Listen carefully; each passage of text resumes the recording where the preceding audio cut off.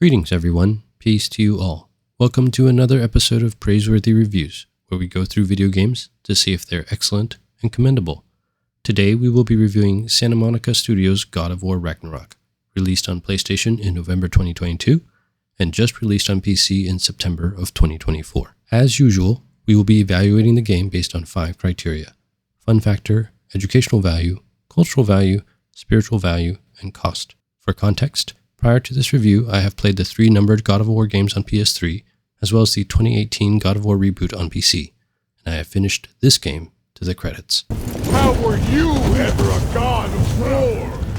I played this on Give Me No Mercy difficulty, which was quite difficult for me, and, well, feels like there is no mercy. I also want to state that this review assumes that you have played the 2018 release God of War, and will make gameplay and story comparisons and references to the first game. So if you have not played God of War, my personal recommendation is that you just go purchase and play that first. So without further ado, let's jump in.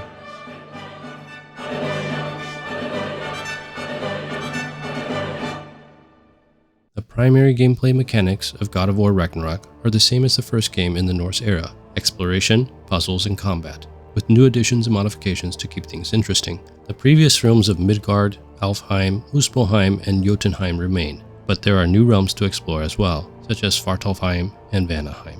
Exploration is the same as in the previous game, with very large maps filled with numerous shortcuts and connections. A new addition is that in a few areas, mounts or vehicles like sleds can be used to speed up traversal. Ragnarök feels like it is filled with treasures and resources, with exciting secrets in every nook and cranny, so exploration never feels dull. Although I am not a completionist, especially in games with large worlds, exploration continues to feel very rewarding, with new vistas, lore, and upgrades available at every turn. Puzzles have new options for slowing down the hint system, but honestly, some puzzles are now challenging enough that sometimes I find myself looking them up on the internet and then wondering, why didn't I just let the game give me the hint?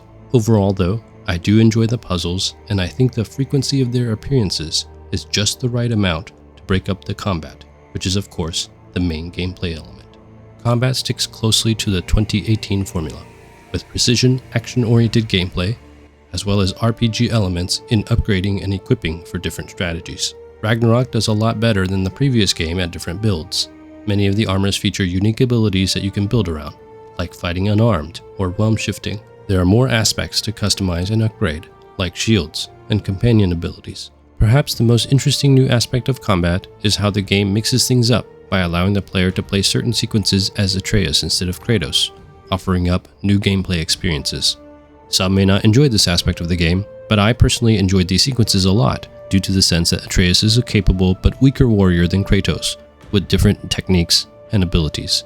The continuation of the skills and abilities of the previous game, combined with the newer experiences of playing as Atreus and new companions besides Atreus himself, keep the combat familiar but fresh. As a result, I'm going to give God of War Ragnarök 5 stars for fun factor. Despite being a violent action-adventure, Ragnarök provides significant educational value, even more so than the 2018 entry. Puzzles require more thought than in the previous game as far as how to get to specific locations or how to perform certain tasks. In particular, I like the geyser mechanics in Svartalfheim and the Twilight Stone bouncing mechanics in Alfheim, both of which contain puzzles that really made me stop and think. Clever use of your axe, Kratos. Ragnarök also continues to challenge in its combat difficulty. Even having played the 2018 entry just a few months ago, many encounters still require lots of tactics and skill, at least on hard. On the RPG side of things, loadouts for runic attacks, relics, as well as companion loadouts, require thoughtful, strategic decisions. Many bosses vary in difficulty, with many story ones being more straightforward, and optional bosses being more challenging and sometimes downright overwhelming. Like the previous game, factual learning comes from numerous allusions to Greek and Norse mythology. What I liked in particular, however, were references to Greek culture, like specific plays, musical instruments, and how Kratos is surprisingly cultured despite being, in essence, a barbaric Spartan. So you just refuse to pick a favorite poem? That's uncharacteristically indecisive of you. I have a favorite poem already. One from my homeland. Another educational aspect of dialogue are the riddles that Brock and Mimir tell, and the incorrect guesses that they try to make work. Overall, I think Ragnarök has improved on its predecessor in educational value in many ways, and I'm going to assign it 4 stars for educational value. Like the previous game, Ragnarök continues to be one of the most impactful console games in modern times. The art in the game is still as beautiful as the first game, with an even more diverse selection of landscapes and characters. Many of the animations are still quite amazing, including the signature Kratos finishers, but even besides those, there are still a lot of great animations to admire. Bear McCreary returns to compose the soundtrack, maintaining its distinctively Northern European style. It does a good job of being solemn in solemn moments, as well as energetic in action sequences. Christopher Judge and Sonny Suljic return to voice Kratos and an older Atreus. Just trust me, you'll want to. You have broken my trust. The same cast returns to voice Mimir, Freya, Sindri, and Brock as well. Richard Schiff's portrayal of Odin and Ryan Hurst's portrayal of Thor are also strong additions to the game. Are you a calm and reasonable person? The Norse setting is the same as the previous game, but the plot is much more complex than the 2018 entry. This is a welcome change, and I enjoyed the complexities of the narrative, although some have complained that it's almost too fast. The father-son dynamic of Kratos and Atreus continues to be the heart of the story, but the portrayals of the complex Asgardian relationships are also powerful character arcs. As a father myself, I found the game's narrative moving and satisfying. God of War Ragnarok has sold over 15 million copies on PlayStation in just 1 year and had a PC port released in 2024. It has won numerous awards at the Game Awards and DICE, as well as other awards. Ragnarok is considered the conclusion of the Norse era, but there have been hints of God of War being continued in other mythologies. In addition, a television series is being made for Prime Video. Overall, I'm going to assign God of War Ragnarok 5 stars for its cultural value.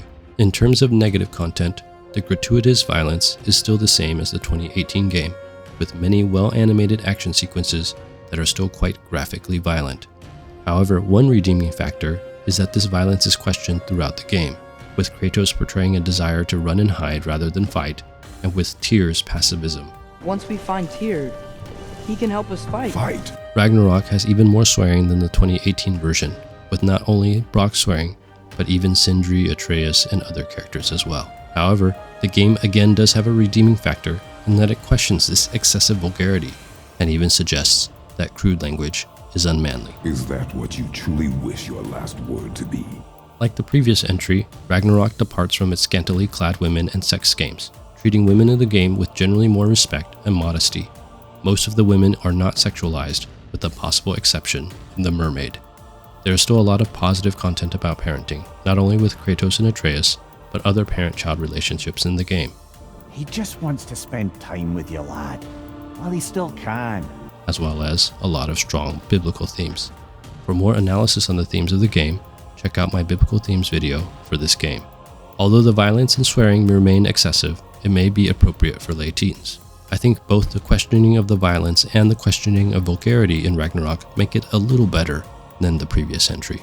Therefore, I'm going to give God of War Ragnarok 4 stars for spiritual value.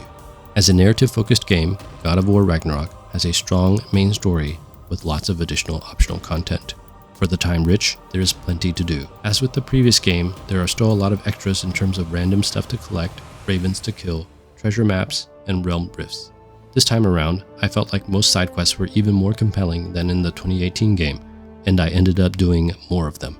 For the time poor, the main story can be completed in about 25 hours, but overall I personally put in closer to 50, doing most side quests but not being completionist.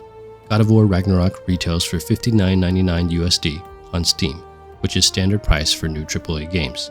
To me, while this is expensive, it feels like acceptable value. Overall, based on the content value, narrative accessibility, and asking price, I'm going to give God of War 4 stars for cost. God of War Ragnarok is an enjoyable sequel that sticks closely to what made the first game great and makes just enough changes to keep the combat, puzzles, and exploration fresh.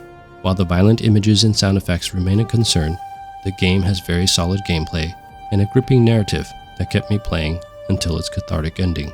And it was a proper adventure to boot. Based on the criteria discussed in the video, I subjectively assigned God of War Ragnarok the rating of priority purchase. That's all I have for you in this video. Bless you guys. Thank you so much for watching. I really appreciate it. If this video blessed you in some way, please consider watching some of my other videos, subscribing, or sharing with me some of your thoughts in the comments below.